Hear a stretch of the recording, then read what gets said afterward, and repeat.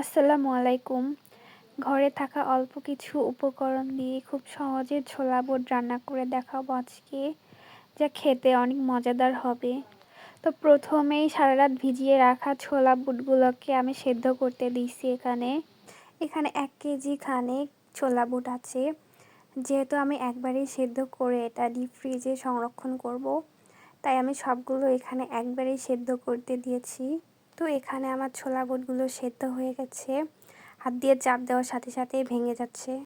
তারপর একটা কড়াইতে পেঁয়াজের বেরেস্তা তৈরি করে নিব।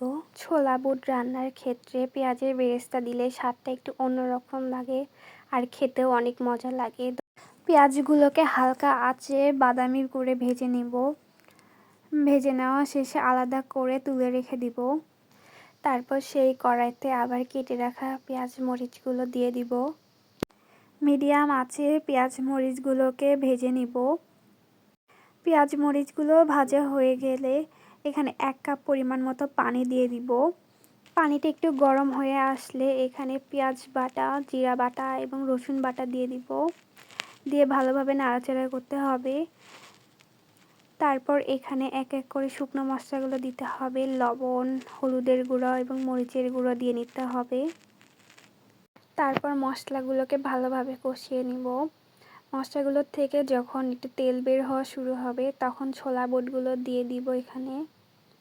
ভালোভাবে নাড়াচাড়া করতে হবে যেন ছোলা বুটগুলোর গায়ে মশলাগুলো ভালোভাবে লেগে যায়।